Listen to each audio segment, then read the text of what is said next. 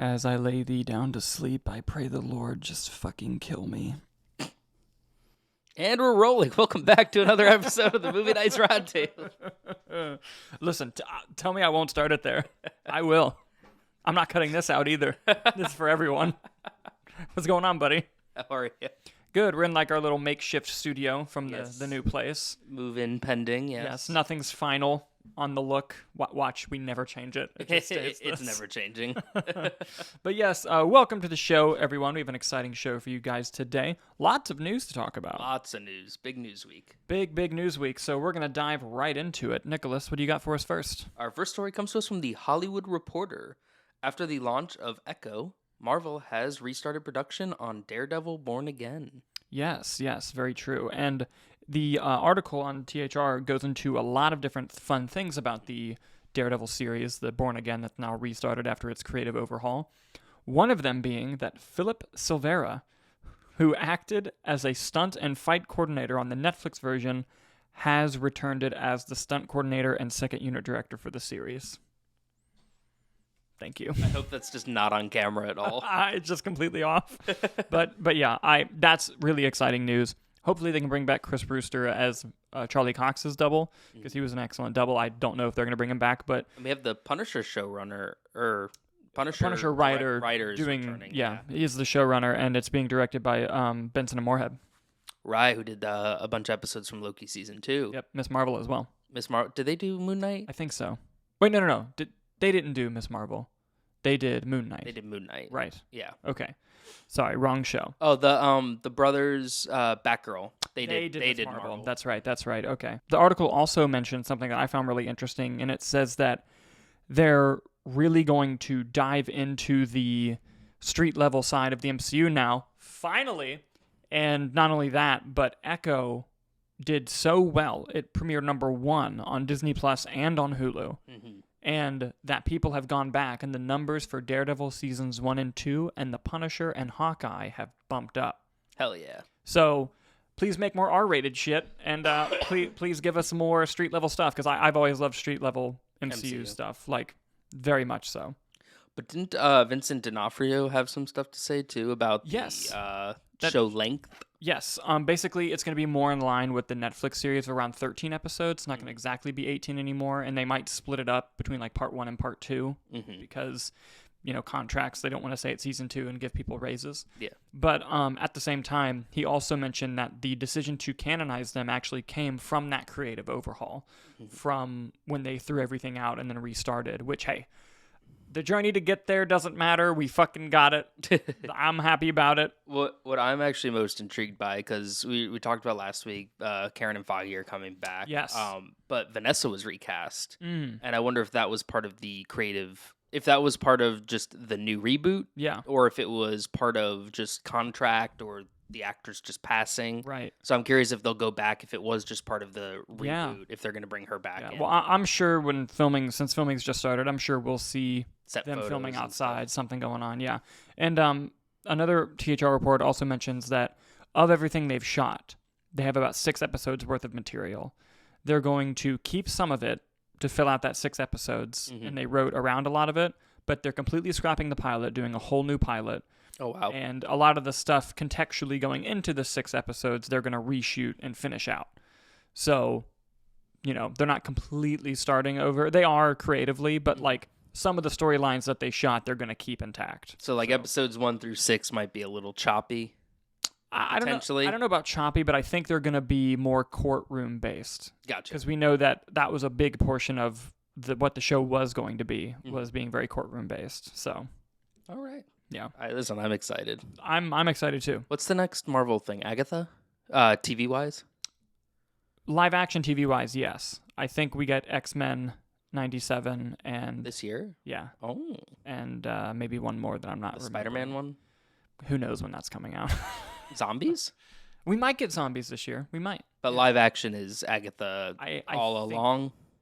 Is that the final name? They keep changing it, but I think that's the final one. All right, cool. But yeah, Daredevil is starting back on production, and a whole lot more information has come out about it. What do you guys think? Please let us know in the comments down below. Let's move on to our next story. I know you're particularly excited about this story, Nick, so do you want to go ahead and let us know? Yeah, the next story comes to us from Variety. Pauly Shore is set to play Richard Simmons in a new biopic. This is true. This is true. Pretty good casting. It's great casting, but there is some drama going on with this that you actually pointed out to me right before we started filming. Yes. My understanding is that this is a unauthorized biopic. And that Richard Simmons was like, no one talked to me about this. I'm just trying to live my peaceful, quiet life. Yeah. And that was his comment. He didn't say, why are they doing this? They shouldn't. He just said, I don't know anything about this. Yeah. So, I mean, hey, we'll see how it goes. It's great casting and bad casting, because Pauly Shore could pull it off, like, the look-wise, Yeah. but he's not a good actor. Well, listen. We've seen the Brendan Fraser comeback, right? We've seen many other comebacks before. We're going to get The We Rock. got Ki-Hu Kwan. We're going to get The Rock's Mike Kerr biopic he's Yep. doing for A24. Basically, what we're saying is Pauly Shore is going to win an Oscar. Listen, that's the hope. If the entire cast of Encino Man could just go ahead and take him home, I think we got this. Can you bet on Oscars, like actual can. money? Can I place a bet now for Pauly Shore winning an Oscar? I don't know if you could place Think about it this the far odds. out. Think about the odds. Yeah, no, but I think there are Vegas. You can do Vegas odds on Academy Awards. I think. Ooh. Yeah, don't tell. Don't worry. There's a room right here for you when you lose your house, buddy. Thank you. Yeah, no problem. But yeah, listen, I'm intrigued by this idea. I know Pauly Shore has wanted to do this for some time. And if I'm not mistaken, I could be wrong about this. I'm pretty sure he's also going to play him in a short film already. Yep. It says the biopic follows an unrelated short film about Simmons from director and writer Jake Lewis, which will also star Pauly Shore as not Gene Simmons. From Kiss? Richard Can you Simmons. imagine Pauly Shore playing Gene Simmons? Oh my God. A man of many talents. It said it's going to premiere at Sundance. Okay. Well, that's like happening right now. And then after premiering in Park City, The Court Jester will immediately be available worldwide on the YouTubes. So we'll know right away how good the performance will be or not. Oh, yeah. Oh, man. This is exciting. See, and then we'll get into, is it going to be a best adapted screenplay because it was a short film? Can't wait to get into that again. But yeah, look, I thought this was kind of exciting news. Hopefully Pauly Shore can do great. You know, obviously if the YouTube video comes out and it just falls flat, this film probably won't happen. But yeah, what do you guys think about Pauly Shore playing Richard Simmons in a new biopic? Let us know in the comments below as we move on to our next story. Nicholas, what do you got for us next? Our next story comes to us from The Hollywood Reporter. Lakeith Stanfield joins Mark Wahlberg in Shane Black's Play Dirty. Listen, all you had to tell me was we're getting a new Shane Black movie, and I'm there. I'm good. It's an easy sell for me. It's really that easy. I think we are one of 6 people who enjoyed Shane Black's Predator movie. Yes. And not just enjoy. And the other 4 are in our friend group. Yes. And not just enjoy. I really like that movie. I own it. Is it? Same. I bought it. Is it like amazing? Bless you. No. But I think the cast is having a hell of a time. I think the banter between everyone's great, and I thought it was really fucking fun. And Sterling K. Brown in the Shane Black's Predator movie is one of my favorite villain performances of all time. Fuck yeah. I love his performance. Anyway, his new film will star, now we know, Lakeith Stanfield, but also Mark Wahlberg in a movie called Play Dirty, coming from Amazon MGM Studios. Apparently it's an adaptation of a novel. As a hardened professional thief who is naturally double-crossed and left for dead, his hunt for revenge, however, brings with it a shot at the biggest heist of his career. But per the studio, even with the help of his partner, an actor/con artist named Grofield, he'll still need to outsmart a South American dictator, the New York mob, and the world's richest man if he hopes to stay alive. If this does not have Shane Black written all over it, I don't know what does.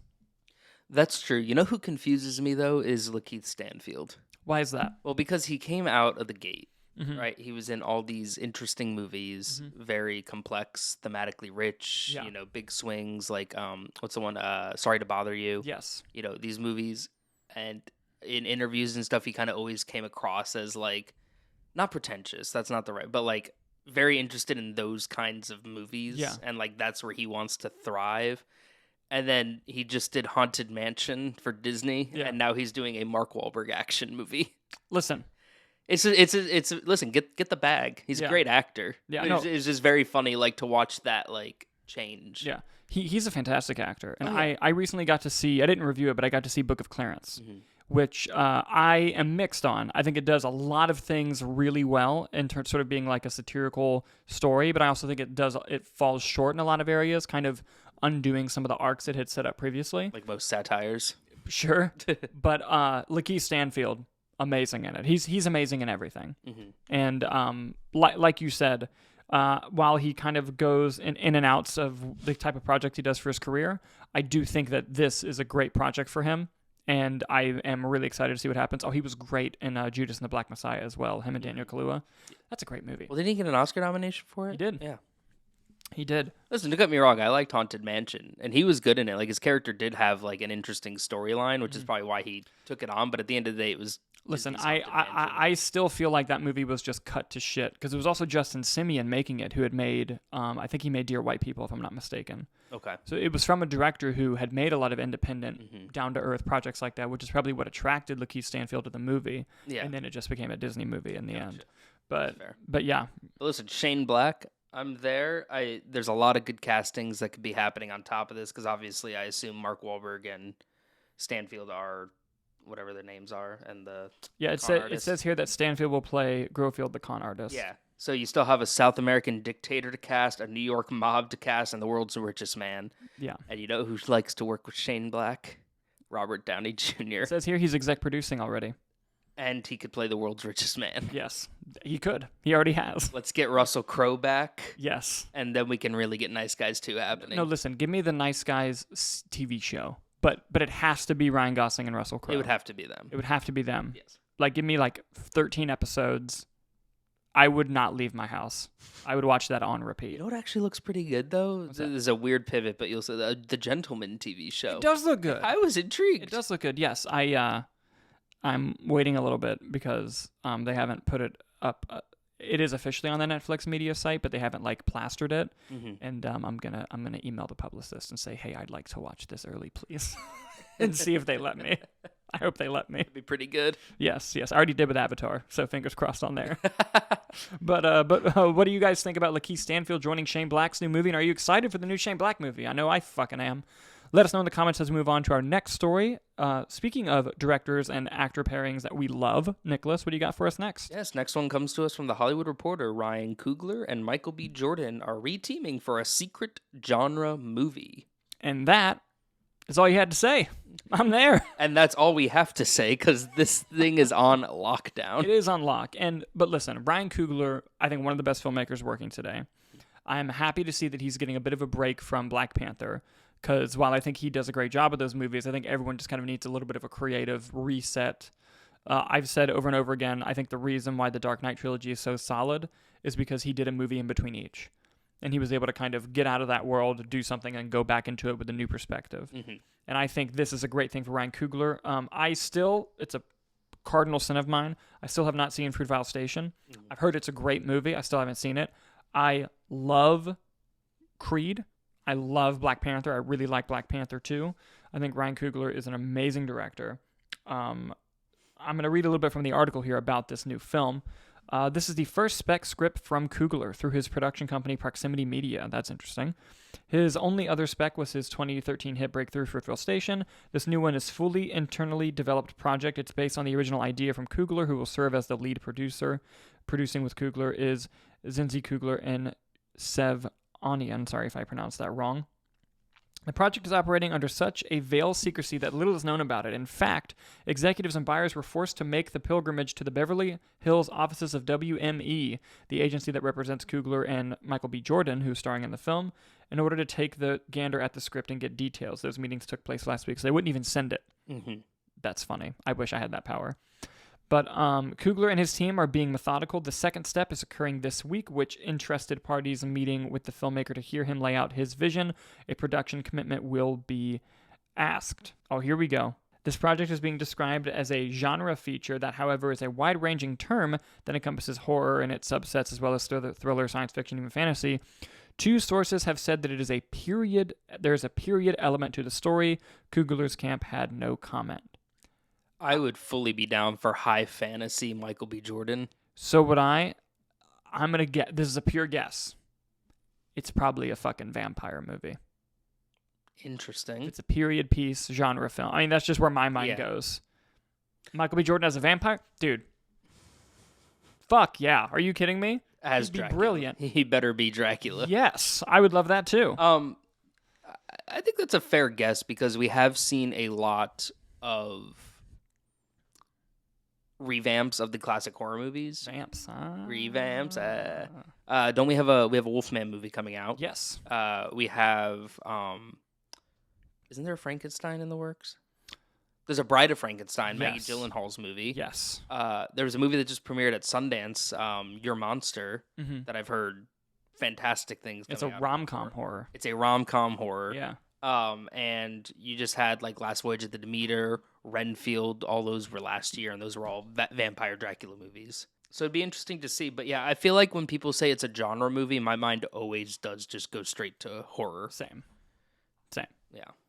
But hey, listen, maybe it's not horror at all. Maybe it's a battle amongst the stars, which I would love to see with Ryan Coogler. But what do you guys think about Michael B. Jordan and Ryan Coogler teaming up again to make a new genre film? Let us know in the comments as we move on to our next story. And Nicholas, what do you got for us next? Our next story comes to us from Deadline. The Fableman star, Gabriel LaBelle, is set to play Lorne Michaels in Sony's SNL 1975.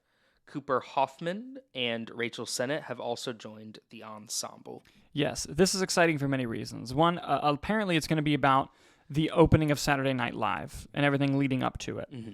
And Jason Reitman is directing, who I love. I think he's a fantastic filmmaker. I think it's an interesting choice to have Gabriel LaBelle play Lorne Michaels. I'm surprised it took him this long to even get a next big project, really, because I thought he was a breakout in The Fablemans. Mm-hmm. So we know that Cooper Hoffman's going to play Dick Ebersol and that Rachel Sennett's going to play Rosie Shuster. Here's what I wonder, and I don't know if this has been announced yet or not. I want to know who is playing George Carlin, because he was the first ever host, I'm pretty sure. Oh, he did, right? Yeah. Yeah. So who do you get for that? Because that's an impossible role to play. I want to know who was the 1975. Like, who was the premiere cast? Oh. Oh, and Hoffman, the other guy in it, he was the lead in Licorice Pizza. He's a really good actor as well. The host was, in fact, George Carlin. Mm-hmm. Yeah. But I mean, the cast list that you got though too. I mean, I'm not going to list all of them, but like your big ones, you got John Belushi, Dan Aykroyd, and Chevy Chase. Who the hell is going to play them? Like, who do you get to play any of that? Yeah, that's going to be interesting. And I wonder I'm wondering about the style of the movie. Is it going to be like Steve Jobs, where it just takes place backstage and that it never leaves, and then it just kind of goes through time? Is it Maybe you don't even see George Carlin? Yeah. Is it going to be about like the just the whole lead up to it, where you get into a writer's room, pitches like, I want to do this sketch comedy show. Like, I'm just curious about the movie. And Jessica, like I said, Jason Reitman, love him. Yeah. And he is very good at kind of pacing out interpersonal stories, where he can make something that feels very grounded and personal and make it feel like it's bigger and raise the stakes. Like Juno is a fantastic movie, and every second of that movie feels high stakes, even though it's a very small story. And so with something that's in the show business world with Jason Reitman attached, I'm very curious to see kind of how that plays out and to see if he's able to kind of make those stakes feel real as he does in his other films. Mm-hmm. I feel like it would have to, I'd almost want it kind of in the same style like Blackberry was made. Oh, yeah, like that would be cool. That feel. Yeah. Like, put the grain on there, put the camera just fucking whiplashing like back documentary and forth. style, Everyone's just losing, everyone's unhinged. Mm-hmm. I think that would be interesting. But I would definitely be interested to see how the old cast factors into it. Mm-hmm. And if who they'll cast, if it'll be like unknown or known people, depending on the size of the role. And if they'll actually get some of them as well. Like, obviously, he has a very close relationship with Dan Aykroyd. Yeah. Having done Ghostbusters Yeah, Afterlife and all the Ghostbusters with Ivan Reitman. And they were probably really close with his father. Yeah. So, I think it's a great project for Jason Reitman to be taking on. I think that's a great directing choice. I'm just interested to see how everything else plays out. I'd be very excited. Yeah, no, me too. I'm really excited about this movie. I wonder if it's going to be... Because we're assuming it'd be like almost comedic, but I wonder if it's going to be like a hard drama. Because I'm sure creating the show had a lot of drama to it. Yeah. So yeah, that would be that. I'm interested. Basically, I'm interested to just find out more about this movie, even seeing it. And like Jason Reitman's making it, I'm going to go watch it. But yeah. Gary Oldman, George Carlin? I think he's a bit too old. Too old? Yeah, because George Carlin, while he wasn't young, he wasn't like the old guy that you remember. That's fair. I always go to the old. Yeah. George Carlin, SNL. Oh, he had brown hair. Yeah. Charlie Day. Yes, but he doesn't do anything to his voice. It's just Charlie Day. Yeah. 100%. 100%. I'm in. I don't know. Looking at him, I feel like there's Ethan Hawke. Yes. The answer is yes. We will accept Ethan Hawke as George Carlin. 100%.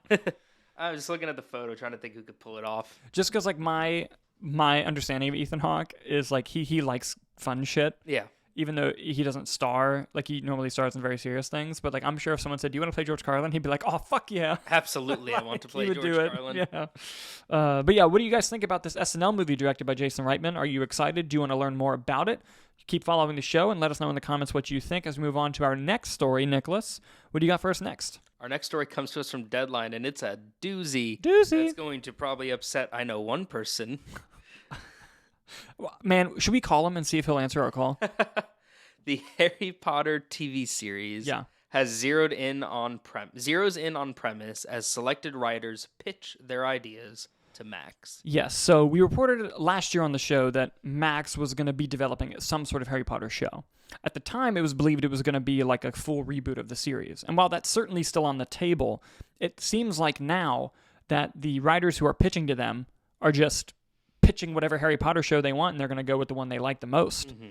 According to Deadline, some of the writers who are pitching are going to be Martha Hiller, Kathleen Jordan, Tom Moran, Michael Leslie, and just, I'm sure when you hear Harry Potter pitch your story, there are going to be other writers that go and try to do it as well. Oh, yeah. Although there are also going to be writers who are like, hell no. Like, I'm not touching that. Yeah. Especially not with Voldemort executive producing. Yeah, that's true. That report came out.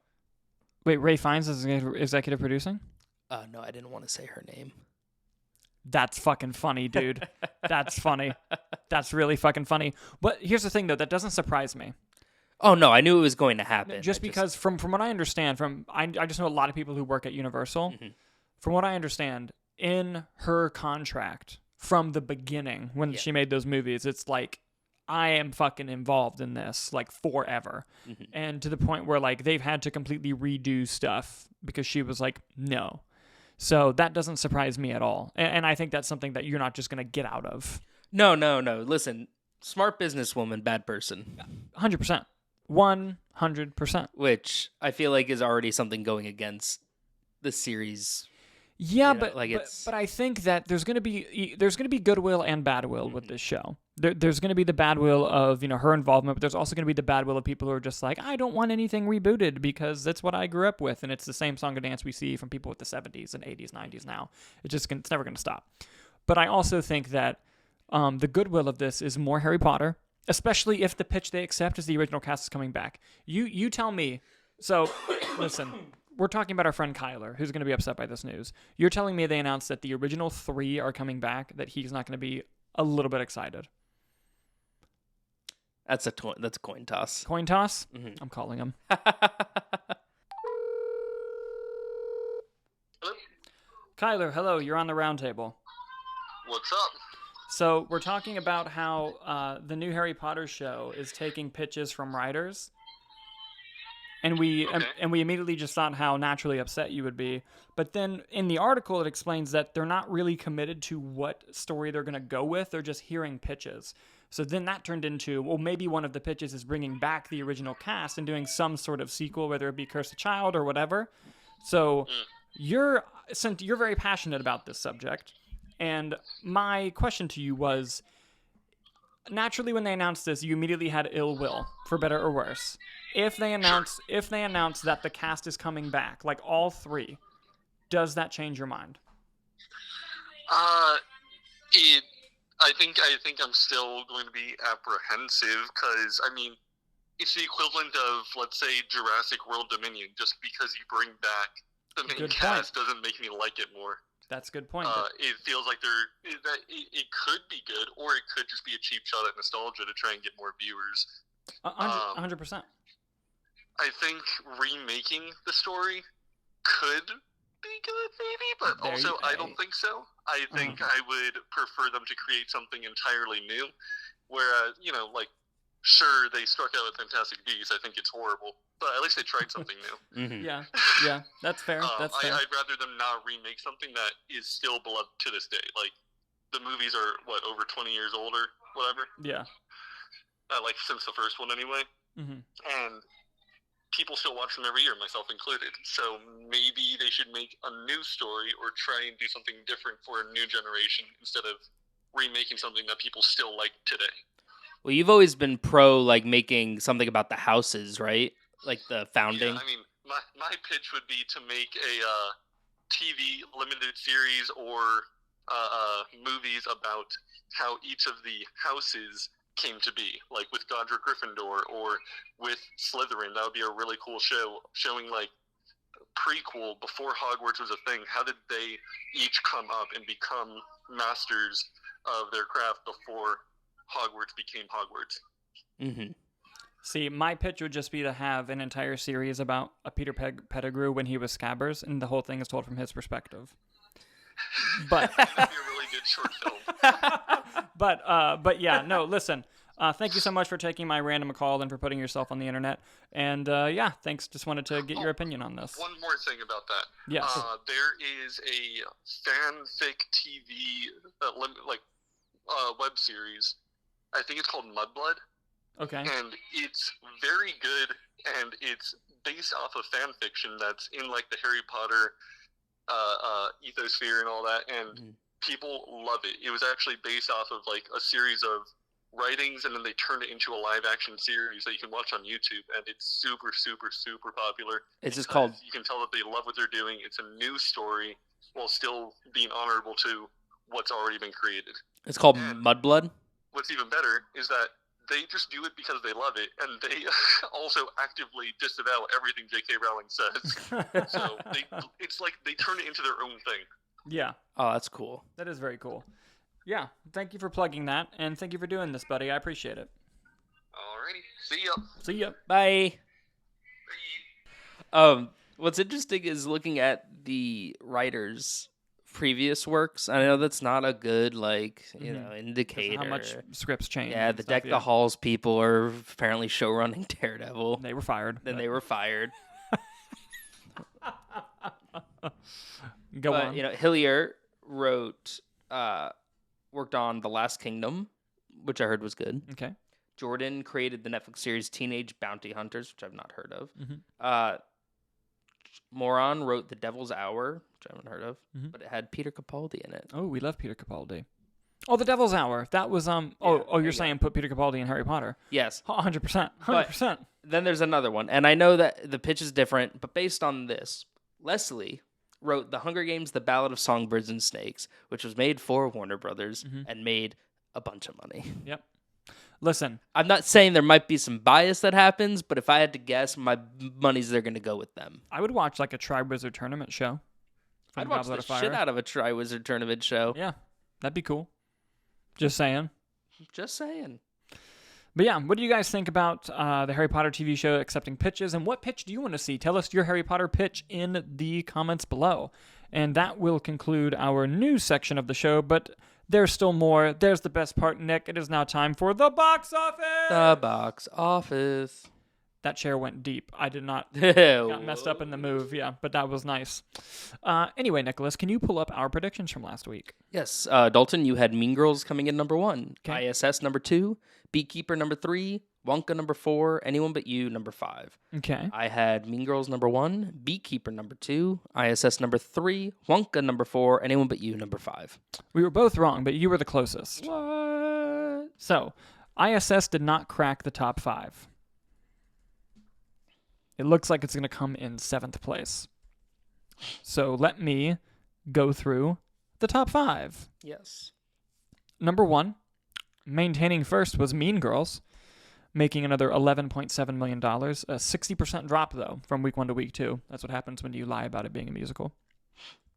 Number 2 was The Beekeeper, making another $8.4 million, only dropping 49% from week 1 to week 2. Let's go. Wonka coming in third, staying in there, making another $6.4 million. Anyone But You coming in fourth, making another $5.4 million, only dropping 24% from week 4 to week 5. That movie's a certified fucking hit now. It is. And Migration staying in the top 5, only dropping 15% from week 4 to week 5, making $5.3 million. I saw Migration. Yeah. It was fine. I thought it was cute. I enjoyed it. It was a little too kiddie, I thought, personally. You can be kiddie if you're 80 minutes, which it is. Yeah, What did you think of the Despicable Me short that played in front of it? I thought that was too kiddie. I thought it was better than the movie. Oh, come on. Only because I was genuinely shocked that they got Jason Segel back. He didn't really speak much, and I was like, no, it's not Jason Segel. And then in like the they got to credits, look like yeah. in the credits. I went, holy shit, get that money. Good for you, man. Yes. I hope it was on his contract and he forgot about it and he was like, God fucking damn it. That's why his lines are like, oh, Yeah. Aha! Yes. Let's dive into these numbers a bit more. Oh, yeah. I also want to point out Aquaman came in 6th and it only dropped 30% from week 4 to week 5. Made $3.6 million. Mean Girls now has $66 million worldwide on a budget of 36. It's at 1.8. I think it'll eventually squeak over profitability. It'll break even. Good for Mean Girls. The Beekeeper has now made $38 million worldwide. I don't have a budget for it, but I guessed it was for 40, so it's probably just around its production budget now, but it could have been made for a little bit more. I'm sure Jason Statham isn't cheap. Wonka has now passed $531 million worldwide. Certified hit, and it was made on a budget of 125, 4.3 times its budget. We might see Timmy again there, but I'm smelling a sequel. Anyone But You now has $100 million worldwide. The mid-budget rom-com made $100 worldwide. We're back, baby. And that was, I believe, made on a budget of around 25. I could be wrong though, but hey, they're happy with this fucking result. Profitability. Hell yeah, big time. And Migration has now crossed 191. It's going to cross 200 million. Good for Migration. Had a bit of a slow start. On a production budget of 72, it's at 2.7. Hey, good for Illumination. Migration to the flyback. The flyback. The return home. Yes. And let's look into Aquaman's number here. 396. It's going to pass 400 million. Good for Aquaman. It's still not enough to get past its budget. First one made $1 billion. Yep. That's fine. Yep. Hey, it's made more than Black Adam, and that's all you can ask for at this point. James Wan got paid. James Wan got paid. It was made on a budget of 205, so it's only at 1.9 its budget right now. Yowzers. And like I said, ISS open to 3. Let's look at Night Swim. It's at 36 million worldwide. I don't imagine it costs that much. Oh yeah, that Queen IMAX documentary came out. Made $2 million. Good for them. Good for them. But yes, Nicholas, I believe it is now that point in the show where we make our predictions for next week. Yes, and you said nothing comes out this Thursday. Nothing. The only thing that comes out is, I believe, I could be wrong. I want to say it's a fucking Fathom event, but it's Cole Sprouse. It's like or Dylan Sprouse, one of the Sprouses. It's like a rom-com. Let me pull it up. Let me see what we got. Oh, Origin. Origin goes wide. Okay. I don't imagine it doing crazy numbers, though. I mean, I think it'll do decent. You saw that one, right? I did. I really, really liked it. I thought it was quite good. How much did Anyone But You make? 5.4. I'm going to go for a nutty guess here.